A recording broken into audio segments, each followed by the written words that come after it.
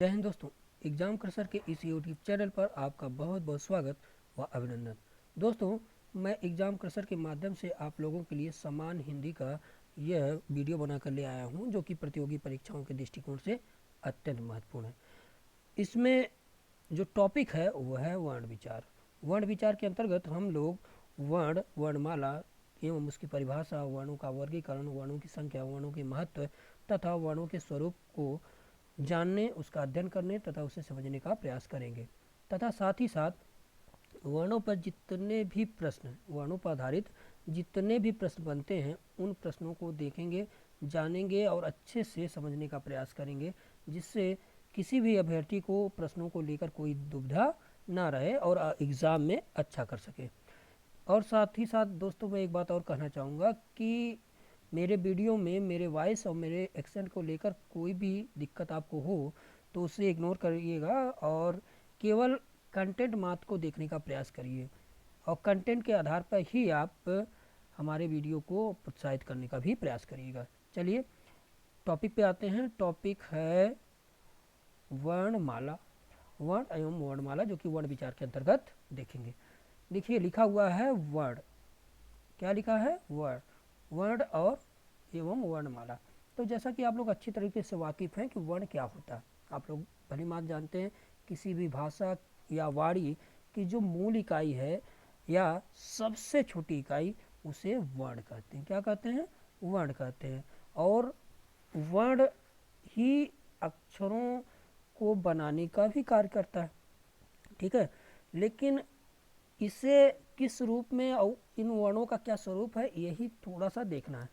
तो आप ये कह सकते हैं कि यदि वर्ण पूछा जाए तो आप सीधा कहेंगे कि अखंडनीय मूल ध्वनि, एक अखंडनीय मूल ध्वनि जो कि किसी भी भाषा या किसी भी वाणी की मूल इकाई बन जाती है, उसे ही वर्ण कहते हैं। तो समझने के लिए देखिए कैसे आप इसे समझेंगे, और यदि आप बार बार ध्वनि शब्द ले आएँ तो भी आप ध्यान से समझने का प्रयास करिए, क्योंकि कहीं ना कहीं आपको एक चीज़ और दिखने को मिलेगी कि भाषा की सबसे छोटी इकाई ध्वनि है। देखिए जैसे यहाँ लिखा भी हुआ है कि भाषा की सबसे छोटी इकाई ध्वनि है, यानी मूल इकाई ध्वनि है। और हमने अभी अभी कहा कि भाषा या वाणी, ठीक है। देखिए इसमें भी अंतर, भाषा या वाणी में क्या अंतर है ये भी देखिएगा। लेकिन फिर भी मैं कह रहा हूँ भाषा या वाणी या भाषा और वाणी, दोनों और करने से थोड़ा डिफरेंस ज़्यादा हो जाएगा, जो कि गलत होने की संभावना है। लेकिन भाषा या वाणी कहने में ज़्यादा डिफरेंस नहीं रहेगा। तो हम यही कह रहे हैं भाषा या वाणी की जो मूल इकाई है वह वर्ण भी है, वह ध्वनि भी है, ठीक है। यदि आपके एग्जाम में वर्ण भी दिया रहे और ध्वनि भी दिया रहे तो ध्वनि को आप क्लिक करिएगा, ठीक है। ध्वनि पे ही मार्क करिएगा, ध्वनि को ही आंसर बताइएगा। यदि वर्ण लिखा रहेगा तो वर्ण को लगाइएगा, यदि ध्वनि लिखा हुआ है तो ध्वनि को बताइएगा, ठीक है। क्लियर? लेकिन दोनों में तो ध्वनि को कहिएगा। क्यों? इसका अंतर जान लीजिए, वर्ण और ध्वनि, ठीक है। पहली चीज़ तो वर्ण और ध्वनि में अंतर क्या है ये भी जान लीजिए। साथ ही साथ एक बात और बढ़िया से समझ लीजिए कि क्यों यह मूल इकाई बनी और मूल इकाई क्यों कही जाती है। तो पहले, सबसे पहले एक बात आप समझ लीजिए कि प्रकृति में दो तरीके के घटक हैं। किस तरीके के भाई? दो प्रकार के घटक हैं प्रकृति में, दो घटक, ठीक है। एक होगा जैविक घटक, ठीक, और एक अजैविक घटक। कैसे घटक? अजैविक घटक।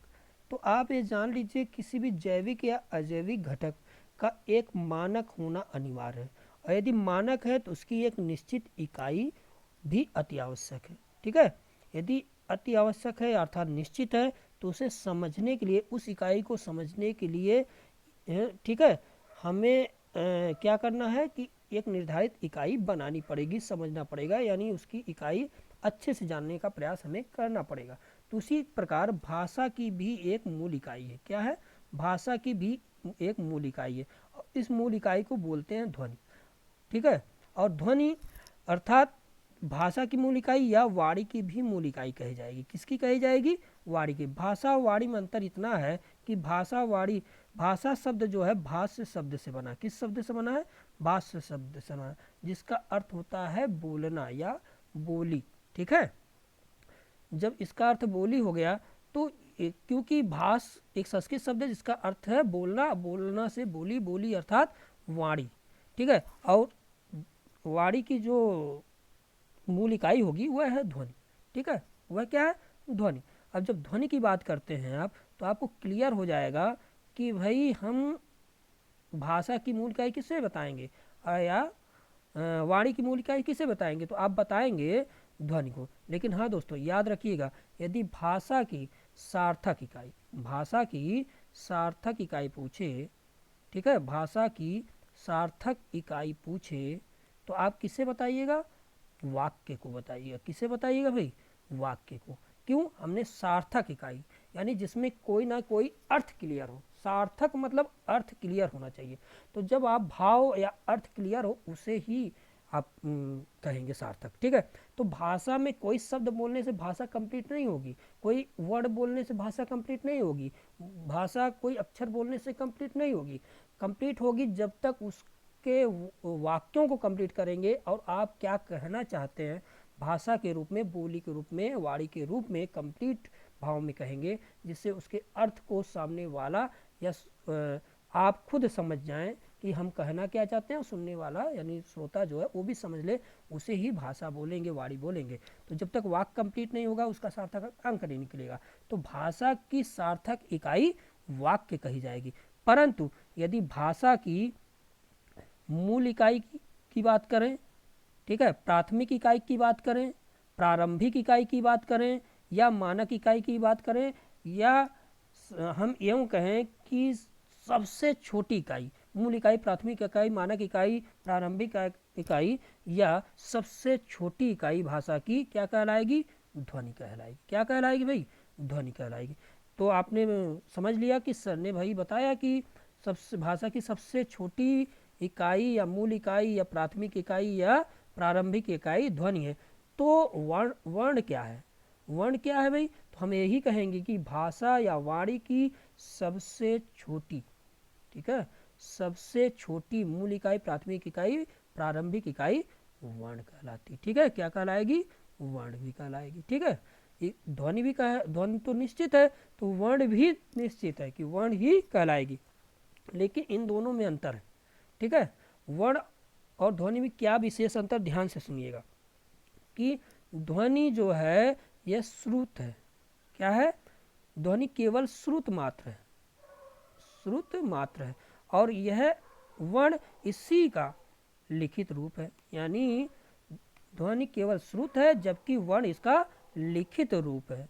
जब हम ये लिपिबद्ध कर देते हैं इसे वर्ण बोलेंगे, और जब हम मात्र सुनने का प्रयास करेंगे किसी भी भाषा को, कोई भी किसी की बोली को यदि हमारे लिए कह रहा है या हम किसी के लिए कह रहे हैं केवल मात्र सुन लें तो वह ध्वनि है। और उसी ध्वनि को यदि हम किसी चीज़ पे लिख लें, नोट कर लें, नोट डाउन कर लें किसी की बातों को, तो वही कहलाएगा वर्ण। तो वर्णों के रूप में लिखेंगे ना, पहले एक वर्ड को बनाते बनाते अक्षर बनाएंगे, फिर शब्द बनाएंगे, शब्द बनाने के बाद उपबंध बनाएंगे, उपबंध बनाने के बाद बंध बनाएंगे, फिर उसके बाद वाक्य बनाएंगे। ये क्लियर होगा कि नहीं, तो आप क्लियर हो जाएंगे, ठीक है, कि हम भाषा को आप कंप्लीट करेंगे कि वाक्य तक तो पहुंच गए, वाक्य भाषा की सार्थक इकाई है। तो आप ध्यान से रखिएगा कि जब भी आपको एक चीज़ और नोट डाउन कर लीजिएगा कि बनता कैसे। पहले आप लिखेंगे, जब भी भाषा की बात करेंगे तो आप सीधी सी बात करेंगे कि भाई पहले लिखेंगे आप ध्वनि। क्या लिखेंगे, ध्वनि, ठीक है, ध्वनि। और ध्वनि के बाद या वर्ड लिख लीजिए, क्योंकि लिखित फॉर्म में कहेंगे यदि बोलेंगे तो ठीक चल जाएगा, यदि लिखित फॉर्म में कहेंगे तो पहले वर्ड बनेगा। और वर्णों के बाद क्या मिलेगा आपको, अक्षर मिलेगा, सिलेबल जिसको बोलते हैं, ठीक है। अक्षरों से आपको पद मिलेगा जिसे शब्द भी बोलते हैं। क्या बनेगा, शब्द मिलेगा। शब्द के बाद आपको क्या मिलेगा, इन्हीं शब्दों का पद बंध मिलेगा। इसे पद बोलते हैं और इसे पद बंध बोलते हैं, ठीक है, पद बंध बोलते हैं, ठीक है। पद बंध के बाद आपको क्या मिलेगा, पद बंध के बाद आपको उपवाक्य मिलेगा। क्या मिलेगा भाई, उपवाक्य, और उपवाक्य के बाद वाक्य। ये आपका कंप्लीट हो जाएगा, अर्थात ये आपकी बात क्लियर हो जाएगी। यदि वाक्य प्राप्त हो गया और उसमें वाक्य एक सार्थक भाव देता है, यानी सार्थक इकाई भाषा की ये कही जाएगी, क्योंकि उसमें सार्थक चीज़ें मिलेंगी, यानी एक निश्चित अर्थ मिल जाएगा आपको जो कहना चाह रहे हैं आप। जब ये मिल जाएगा तो आपको बोली या भाषा आपको क्लियर हो जाएगी। ठीक है, और जब लिखित फॉर्म में कहेंगे तो भाषा है और वाणी सिर्फ मात्र ध्वनि मात्र ही रह जाती है। ओके, तो आप क्लियर हो गए इस बात से। अब आपको कोई पूछेगा कि भाई क्या अंतर रह गया, क्या है क्या नहीं, सारी चीज़ें एक श्रेणीबद्ध तरीके से क्लियर हो गई। लेकिन अभी भी आपको थोड़ी सी दिक्कत है कि ध्वनि वर्ण में क्या अंतर है और क्यों ध्वनि और अंतर में एक ही क्यों नहीं कहा जा सकता। तो आपने को बता दिया कि ये श्रुत है और वो लिखित और शुद्ध दोनों फॉर्म में आ जाएगा। तो जो भी श्रुत चीज़ें हैं उसे लिख लें तो हम वर्ण बना देंगे, और यदि श्रुत मात्र ही रह जाए तो ध्वनि है। लेकिन ध्यान रखिएगा कि सभी ध्वनियाँ तो वर्ण हैं।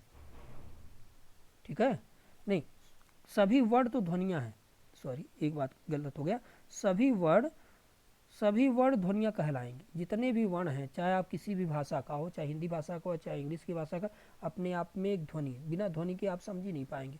और लेकिन सभी ध्वनियाँ आप वर्ण नहीं कहेंगे। ठीक है, वर्ण नहीं कहेंगे। कारण क्या है, क्यों नहीं कहेंगे? क्योंकि कई आवाज़ें कहीं से भी निकल जाए, क्या वो हम भाषा की के लिए वर्ण है? नहीं। कोई भी आवाज़ कैसे, अब लोहा लोहा टकरा गया, ध्वनि निकल गई, तो क्या वो भाषा है? नहीं।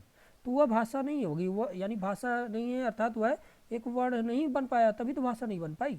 लेकिन कोई भी वर्ण आप बोलेंगे किसी भी भाषा का, चाहे वह इंग्लिश का हो, चाहे वो चाइनीज़ हो, चाहे हिंदी हो, चाहे उर्दू हो, चाहे फारसी हो, चाहे आपका कोई भी, ठीक है, आप बोलेंगे आपको यही क्लियर हो जाएगा कि यह ध्वनि आप निकाल रहे हैं। ठीक है, क्लियर, ये मूल अंतर हो गया। अब बात करते हैं कि इसमें दिया क्या है। भाषा की सबसे छोटी इकाई ध्वनि है, आपको क्लियर हो गया, या वर्ण लिखा होगा था वर्ण, और वर्ण और ध्वनि में यही अंतर है। जो देखिए हमने कहा भी था कि अखंडनीय मूल ध्वनि ही वर्ण कहलाती है। ठीक है, अखंडनीय मूल ध्वनि वर्ण कहलाएगी। अखंडनीय मतलब वह ध्वनि जिसका खंडन ना हो। ध्वनि तेरी लगातार इसे बोल रहे हैं और उस बात को रिकॉर्ड कर लिया जाए तो उसे खंडित किया जा सकता है, लेकिन जहाँ पे लास्ट में खंडन होना खत्म हो जाए वहीं पे वर्ण कहलाएगा। जैसे क अ ये सब क्या, अब इसके बाद कोई खंडन नहीं हो पाएगा। ठीक है, कमल है तो माँ निकल गया, का निकल गया, ला निकल गया, कोई भी चीज़ है तो अब खंडन हो जाएगा, लेकिन यहाँ पे क्या होगा, यहाँ पे खंडन नहीं होगा। ठीक है, चलिए अब यहाँ बात कर रहे हैं कि वर्णों के क्रमबद्ध एवं व्यवस्थित समूह को वर्णमाला कहते हैं। क्या कहते हैं भाई, यूं कहे कि वर्णों के क्रमबद्ध एवं व्यवस्थित उच्चारित समूह को वर्णमाला कहते हैं। उच्चारण भी तो इसी में करते हैं, तो ये बात है। ये देखिए कई किताबों में सीधा सीधा ये लिखा रहता है कि वर्णों के व्यवस्थित समूह को वर्णमाला कहते हैं, लेकिन वर्णमाला एक क्रमबद्ध होता है। यदि हम वर्णमाला की बात करें, माला शब्द है, वर्ण तो कहीं से भी लिखा, का के बाद आप चा लिख दीजिए, का के बाद आप माँ लिख दीजिए, तो ये वर्ण तो है ही है, ये भी वर्ण है, ये भी वर्ण है। ठीक है, इसके अंदर वर्ण लिखा हुआ है, आ लिखिए, उसके बाद ऊ लिख लीजिए, तो ये भी वर्ण, ये भी वर्ण, तो ये नहीं ये, लेकिन वर्णमाला यदि बनाएंगे आप तो क्रम से लिखेंगे, आ ई उ ए ओ औ। ठीक है, ऐसे आप लिखेंगे। ठीक है, क्लियर है आप? तो आप इन बातों से क्लियर रहिएगा। ठीक, यानी आप जब भी परिभाषा दीजिए छोटा मत दीजिए। वर्णों के क्रमबद्ध एवं व्यवस्थित समूह को क्या बोलते हैं, वर्णमाला बोलते हैं। क्लियर हो गया आप लोगों के लिए? चलिए अब देखते हैं कि वर्णमाला में कितने वर्ण आते हैं। हिंदी वर्णमाला में आपको कितने वर्ण मिलेंगे भाई, आपको मिलेंगे 52। वर्तमान में तो 53 हो गए, लेकिन आपको वर्तमान आधुनिकता के आधार पर नहीं उत्तर देना है, आपको लिखित रूप से आयोग की परीक्षाओं को या विभागीय जो एग्ज़ाम होंगे प्रतियोगी उनके अंतर्गत उत्तर देना है। तो उनमें आपको यदि मात्र कहा जाए कि वर्णमाला, हिंदी वर्णमाला में कितने वर्ण हैं, तो आप कहेंगे 52। ठीक है, कितने टोटल, टोटल की बात मैं कर रहा हूँ, ध्यान से रखिएगा, टोटल 52। ठीक है, लेकिन एक वर्ण और ऐड हो गया है जिसका उल्लेख किताबों में किया जाता है लेकिन टोटल संख्या में नहीं किया जाता, सॉरी, वो है आगत वर्ण, जिसको अ बोलते हैं। ये अंग्रेजी भाषा से लिया गया। ठीक है, अ, वो शब्द होता नहीं, जैसे लिखते हैं कि कोई भी वर्ड यदि हम बोल दें क्या बोलते हैं, ओ से होता ना, कॉमन, कॉमन तो कॉमन तो बोलेंगे नहीं, कॉमन। ठीक है, क्या बोलेंगे, कॉमन। ठीक है, तो वहाँ पे क्या अ शब्द आता है, ये अर्ध विवृत स्वरों में आता है, याद रखिएगा। कि इसमें मुख विवर खुलना का आधार जो होता है आधा खुलता है, हाफ ओपन होता है, इसलिए लेकिन ये ओ से है और हमारी वर्णमाला में अभी भी है, सम्मिलित नहीं हुआ है, ध्यान रखिएगा। लेकिन फिर भी हम कह रहे हैं इसको ले लिया जाए तो 53, लेकिन आपको पेपर के अकॉर्डिंग पढ़ना है। जानने के लिए आप जानने के लिए भी पढ़िए, पेपर में उनके प्रश्नों के उत्तर देने के लिए भी पढ़िए, तो उनमें आपको मात्र 52 वर्ण बताने हैं। लेकिन हाँ ध्यान रहे एक बात और, यदि हिंदी वर्णमाला में मूल वर्णों की बात कहा जाए तो आप कितना लिखेंगे, 44। देखिए प्रश्न घुमाने के कई तरीके, 44 और ये क्या हो जाएगा, जिसमें जो विभाजन हो जाता है वर्णों का, यानी वर्णों के जो दो भेद होते हैं, एक होता है स्वर, एक होता है व्यंजन। तो जो व्यंजन है वो कितने हैं, वो 33 है, और ये कितने हैं, 11। तो टोटल कितने हो गए, 44। देखिए स्वर कितने हुए, 11, व्यंजन हुए 33 और ये हुए 44। ठीक है, क्लियर। ये आपको बताना तब है जब हिंदी व्याकरण के बात, हिंदी व्याकरण में हिंदी वर्णमाला के मूल वर्णों की बात क्या है, मूल मूल मूल, क्योंकि मूल क्या होता है, वो किसी संयुक्त नहीं होता, स्वतंत्र होता, अपने आप में बनता है। ठीक है, अपने आप में, अपने ही जाति में, अपने ही वर्णों में वो सम्मिलित नहीं होता, अलग किसी वर्ण, जो स्वर और व्यंजन मिल सकते हैं लेकिन व्यंजन व्यंजन नहीं मिले। ठीक है, तो ऐसे वर्णों की बात की जा रही, वो मूल वर्ण नहीं कहलाएंगे जब व्यंजन व्यंजन मिल गए तो। ठीक है, क्लियर। हाँ, तो यदि आप या कहीं कहीं थोड़ी सी और भी चीज़ों को देखना पड़ेगा कि अंतर क्या है। देखिए अंतर ये है, अभी इनको याद कर लिया ना आपने कि स्वर कितने हुए, मूल 11 और व्यंजन कितने हुए, 33, टोटल कितने हुए, 44। लेकिन यदि हिंदी वर्णमाला में कुल 52 वर्ण हैं, ये भी याद रखिएगा। इनको लिखित फॉर्म में यदि पूछ लिए हिंदी वर्णमाला में लिखित रूप में कितने वर्ण हैं, तो आप कहेंगे 52, ये भी एक प्रश्न हो गया। लेकिन मूल वर्णों की बात कितनी कहेंगे, 44। लेकिन हाँ, इसके साथ साथ अपवाद कितने हैं उन चीज़ों को, और समस्याएं कितनी हैं, दुविधाएं कितनी हैं, अन्य किताबों को लेकर भ्रमित होने वाली बात कितनी है, इसे भी थोड़ा ध्यान दीजिए। क्योंकि यदि आप लूसेंट पढ़ते हैं तो उसमें सीधा सीधा आपको मिलेगा कि मूलतः हिंदी में उच्चारण के आधार पर 45 वर्ड, हमने 44 बात की है, उसमें आपको 45 कहेगा, कितने कहेगा, 45 कहेगा, जिनमें 10 स्वर मात्र कहा, कितने कहा, 11 की बजाय 10 स्वर कहा और 35 व्यंजन कहा। ठीक है, ये ध्यान रहे आपको। सबसे बड़ी बात, इसने स्वरों की संख्या भी कम कर दी, स्वरों की संख्या को कम कर दिया। ये क्यों कम कर दिया, क्यों, कारण क्या है कि पंडित कामता प्रसाद गुरु जी ने कितना कहा, स्वरों की संख्या को 10 कहा, उन्होंने री को नहीं माना, उन्होंने री को नहीं माना, ध्यान रहे, री को उन्होंने कहा कि यह स्वर नहीं है, तो उन्होंने 11 को हटा दिया। ठीक है, जब 11 में से जो मूल 11 है अभी, हाँ इनको मत पढ़िएगा, इनको पढ़ेंगे तो आप 13 में क्या हो जाएगा, ये 2 को हटाना पड़ेगा। आयोग वाह, किसने आयोग वाह कहा, ये भी ध्यान दीजिएगा। आयोग वाह किसने कहा, वो कहा आचार्य किशोरीदास वाजपेयी ने, इन दोनों को आयोग वाह कह दिया, तो ये भी हट गए थे। मूल बचते हैं 11 टोटल, कितने बचते हैं, 11, इनमें भी ठीक है पंडित कामता प्रसाद जी ने माना ही नहीं इसको, उन्होंने इसको भी नहीं माना, कहा कि इसमें री नहीं है भाई, ये तो उन्होंने 10 माना। ठीक है, उसके आधार पर कुछ किताबें अलग अलग वर्णन करती हैं कि 10 वर्ण है और 35 व्यंजन, जो कि लूसेंट कहती है मूल उच्चारण के आधार पर बात किया उन्होंने। तो लेकिन यदि आपकी परीक्षाएं होती हैं तो आप मात्र 44 लिखिएगा, 45 नहीं लिखिएगा, 43 मत लिखिएगा, क्योंकि कुछ किताबें 43 भी कहा है, क्योंकि पंडित कामता प्रसाद गुरु ने जी ने मूल वर्णों की संख्या 43 बताई थी, कितनी बताई थी, 43। ठीक है, 10 वर्ण तो उन्होंने बताए ही थे स्वर वाले, लेकिन जो 35 की बजाय उन्होंने कितने बताए थे, 33 व्यंजन बताए थे। व्यंजनों की संख्या 3 से ली गई है, कॉमन है वो, ठीक है। जैसे आज की परीक्षाएं हैं तो आज की परीक्षाओं में पंडित कामता प्रसाद गुरु जी के अनुसार ही व्यंजनों की संख्या बताई जा रही है कि मूल 33 है, परंतु स्वरों की संख्या पूरा 11 बताई जा रही है। ठीक है, क्या बताई जा रही है, टोटल 11 बताई जा रही है, 10 नहीं बताई जा रही, लेकिन कई किताबें 10 दे रहे हैं। ठीक है, क्लियर, ये बात थोड़ा सा आप ध्यान से समझ लीजिएगा। जब इन बातों को आप समझेंगे तो आपके प्रश्न गणित होने की संभावना कम हो जाएगी। लेकिन पंडित गिरजा प्रसाद सॉरी क्या नाम किशोरी प्रसाद जी ने, ठीक है, किशोरी प्रसाद जी ने कहा कि भाई ध्यान से समझिएगा कि स्वरों की जो संख्या है वो मात्र 11, ये दो नहीं। व्यंजनों की संख्या पंडित किशोरी दास वाजपेयी के जी के द्वारा लिया गया है, टोटल 11, ठीक है। अब स्वरों की संख्या, अब व्यंजनों की संख्या टोटल, मूल व्यंजनों की संख्या टोटल लिया गया है 33। किनके माध्यम से लिया गया है? पंडित कामता प्रसाद गुरु जी के माध्यम से, ठीक है। और स्वरों की संख्या किसके आधार पर लिया गया है? आचार्य किशोरी दास वाजपेयी के कथानुसार, ठीक है।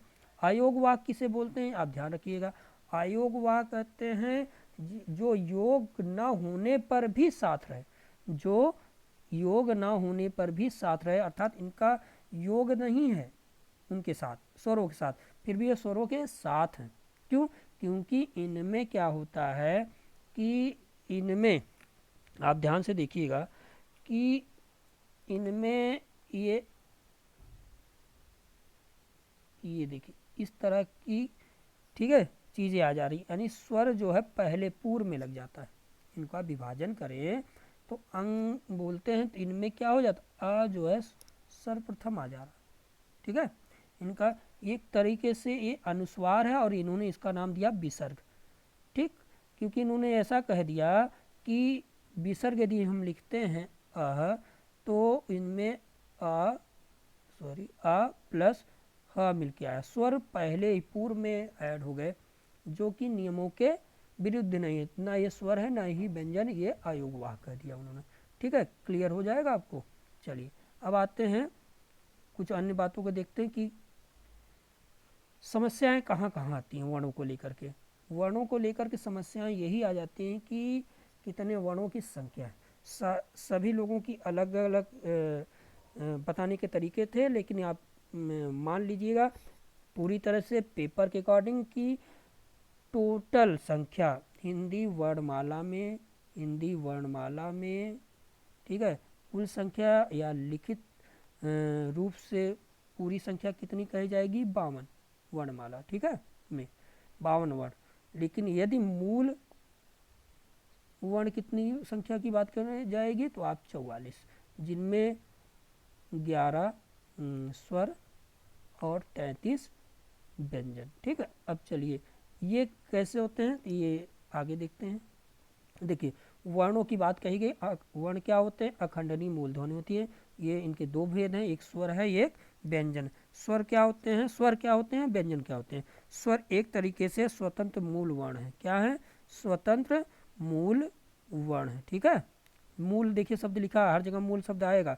और व्यंजन क्या है? स्वरों की सहायता से बोले जाने वाले, स्वरों की सहायता से बोले जाने वाले, स्वरों की सहायता से बोले जाने वाले वर्ण, स्वरों की सहायता से बोले जाने वाले वर्ण, ठीक है। ये आप बात क्लियर हो गई। आपको यदि पूछा जाए कि स्वर किसे कहते हैं तो आप कहेंगे स्वतंत्र रूप से बोले जाने वाले मूल वर्ण स्वर कहलाते हैं, ठीक है। उनकी संख्या टोटल तो 13 है, परंतु मूल की बात कही जाए, मूल वर्णों में जो स्वर हैं वह 11 हैं। तो अब इनमें कोई बात नहीं कही जाएगी, जब भी स्वरों की बात कहेंगे आप तो 11 कहेंगे, 13 कभी नहीं कहेंगे, ठीक है, क्योंकि दो तो अयोगवा में ऑटोमेटिक चले गए, ठीक है। तो आप सिर्फ और सिर्फ 13 कहेंगे, ठीक। लिखित फॉर्म में आप 13 कहेंगे, जब लिखित फॉर्म में आएगा तो 13 कहेंगे। और इनमें कितने कहेंगे? 33 कहेंगे, ठीक है। इनकी परिभाषा और स्वरों की परिभाषा और क्या नाम है, व्यंजनों की परिभाषा आप अच्छी तरह समझ लीजिए। स्वर वे वर्ण हैं, वे मूल वर्ण हैं जिनका उच्चारण स्वतंत्रता पूर्वक किया जाता है, अर्थात ये बिना किसी सहायता के कंठ से स्वतः निकाल कर बोले जाते हैं या निकाले जाते हैं कंठ से, वायु के माध्यम से। अर्थात एक परिभाषा और सुन लीजिए कि स्वर वे वर्ण हैं, ठीक है, स्वर वे उन वर्णों को कहते हैं या वे वर्ण हैं जिनका उच्चारण बिना किसी अवरोध अथवा विघ्न बाधा के किया जाता है। यानी कोई अवरोध नहीं, जिसमें वायु बिना किसी अवरोध से बाहर जा रही हो। ठीक है, लेकिन क्या ये पूरी तरह सत्य है? तो पूरी तरह तो सॉरी पूरी तरह तो नहीं सत्य है, लेकिन भाई विद्वानों की कथानुसार और किताबों के माध्यम से और अपने कुछ विचारों के माध्यम से इसे मानना पड़ेगा।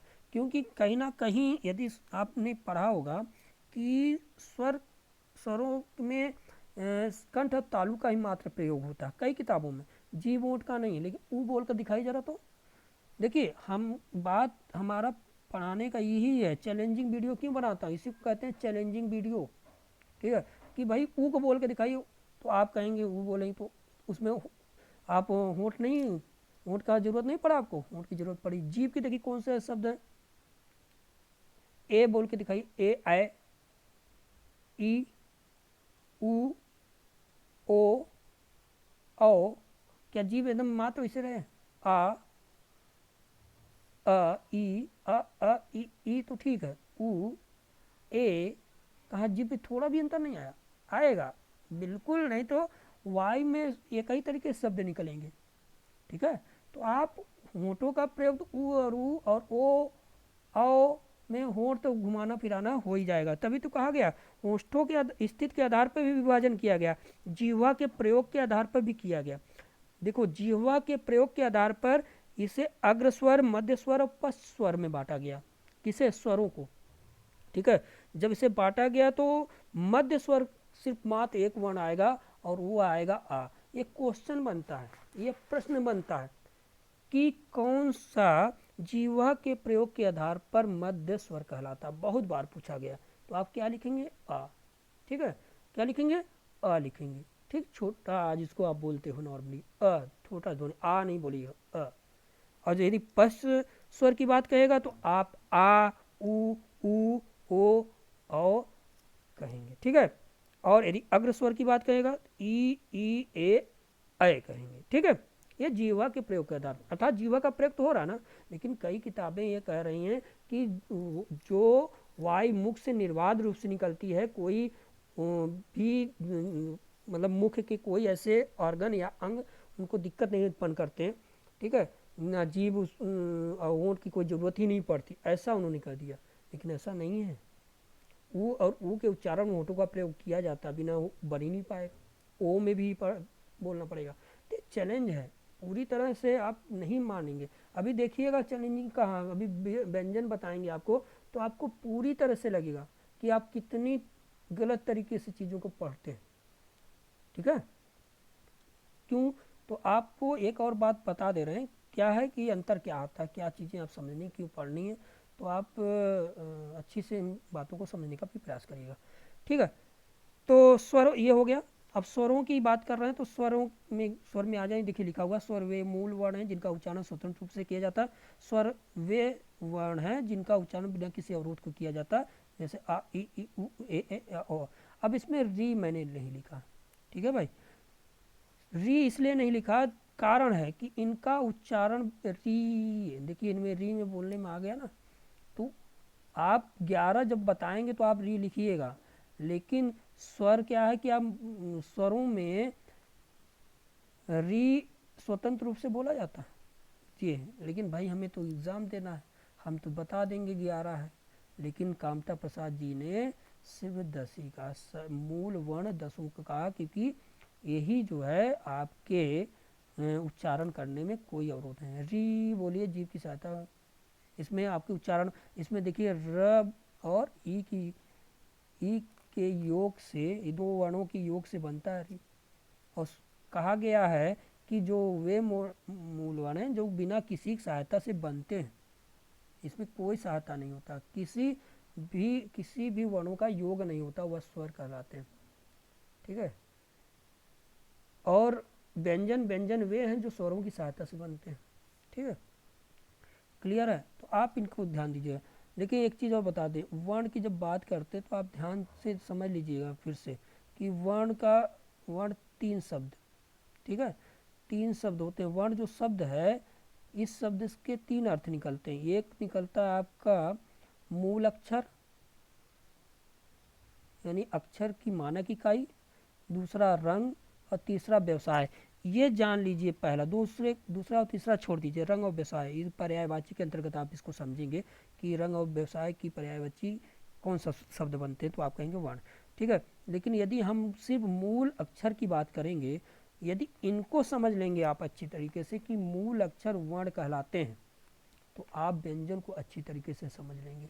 क्यों, कारण क्या है, क्या कन्फ्यूजन होगा, ये मैं लीजिए आपको बता दे रहा हूँ। क्योंकि यदि आप व्यंजन की बात करते हैं तो व्यंजन में है जितने भी विभाजन करते हैं, जितने भी भेद बताते हैं, ठीक है, चाहे वो आप कहें स्पर्श व्यंजन, चाहे आप कहें ऊष्म व्यंजन, चाहे आप कहें संयुक्त व्यंजन, चाहे द्विगुण व्यंजन, ठीक है, या प्राणत्व के हिसाब से अल्प प्राण महाप्राण की बात करें, घोषत्व के हिसाब से आप अघोष और सघोष का विभाजन करें, तो आप जब भी इनके उदाहरण देते हैं आप सीधा लिखते हैं कि व्यंजन स्पर्श व्यंजन में लिखेंगे तो क लिखेंगे, ख लिखेंगे, ग लिखेंगे, घ लिखेंगे, ठीक है, ऐसे लिखते जाएंगे, ठीक है। और जब उसमें व्यंजन में तो सा हा लिखेंगे, संयुक्त व्यंजन में छात्र ज्ञा स्रा लिखेंगे, अंतस्थ व्यंजन में यार अलावा लिखेंगे। आप ऐसे ही एग्जाम्पल देंगे और व्यंजनों का प्रकार में भी आप कहाँ से जहाँ तक बताएंगे, क्लियर। लेकिन जब आप विभाजन करते हैं, ठीक है, जब आप किसका विभाजन करते हैं, किसका विभाजन करते हैं भाई, आप वर्णों का विभाजन करते हैं, जैसे कि पीछे किया है मैंने। जब आपने लिखा है वर्णों का विभाजन, देखिए यहाँ विभाजन किया है ना आपने, तो इन विभाजनों की बात मैं कर रहा हूँ। तो वर्ण कितने विभाजित हुए, दो भागों में, एक स्वर हो गया, एक व्यंजन हो गया। वर्ण, स्वर और व्यंजन। तो स्वरों में तो आपने कहा कि स्वर में कौन से आ है, ई है, ठीक है, कोई बात नहीं, ये तमाम है, ठीक, 11 जितने हो गए टोटल। लेकिन व्यंजनों में आपने क्या कहा, जो वर्ण है व्यंजन वे वर्ण है जो स्वरों के साथ बनते हैं। उदाहरण आप देते हैं क, ख, ग, घ, ठीक है, इसमें आप एक हलंत लगाते हैं। क्या लगाते हैं भाई, हलंत लगाते हैं। ध्यान से देखिएगा, फिर से ध्यान से देखिए।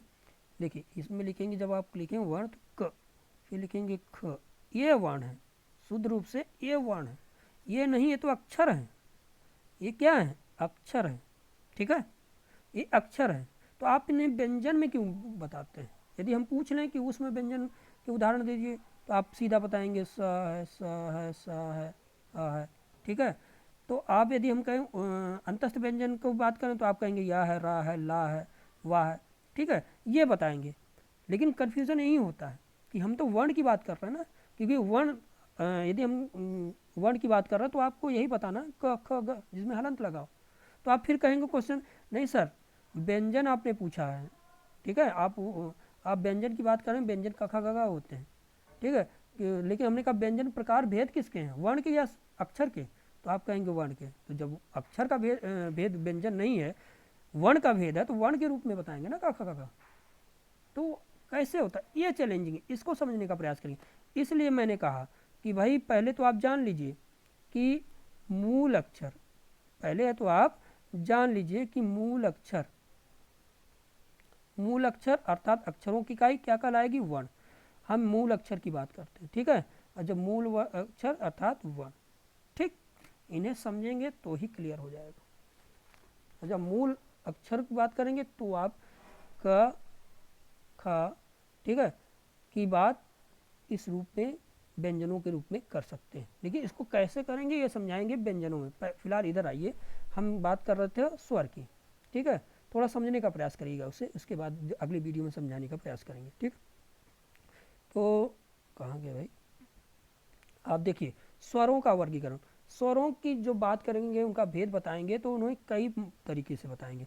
पहला जैसे कि उच्चारण काल तथा मात्रा के आधार पर, दूसरा उच्चारण स्थान के आधार पर, तीसरा वर्णों के मेल के आधार पर, चौथा जीवा के प्रयोग के आधार पर, पांचवा ओष्ठ की स्थिति के आधार पर, छठवां मुख विवर के आधार पर, और सातवां नासिक एवं मुख्य के वायु के निकलने के आधार पर, और साथ ही साथ प्राणत्व के आधार पर, घोषत्व के आधार पर भी बताने का प्रयास करेंगे, ठीक है। घोषत्व के आधार पर यदि हम यही बता दे रहे हैं कि घोषत्व के आधार पर सारे स्वर जो है सघोष हैं, क्या है, सघोष, ठीक है, सारे स्वर सघोष हैं, ठीक, अघोष कोई भी स्वर नहीं, क्लियर, ये बात आप क्लियर हो जाइए। चलिए आगे आते हैं कि उच्चारण काल अथवा मात्रा के आधार पे। ये अगले वीडियो में सारे लोगों के वर्गीकरण को समझाएंगे, लेकिन थोड़ा सा हिंट्स दे देते हैं आप लोगों को कि हमें बताना क्या। जैसे कि बात कर रहे हैं कि पहले उच्चारण काल एवं स्वरों के आधार पे, उच्चारण काल तथा मात्रा के आधार पे। भाई देखिएगा, जब यह बात आती है तो स्वर कितने प्रकार के होते हैं? 3 प्रकार के। कितने प्रकार के होते हैं? 3 प्रकार के।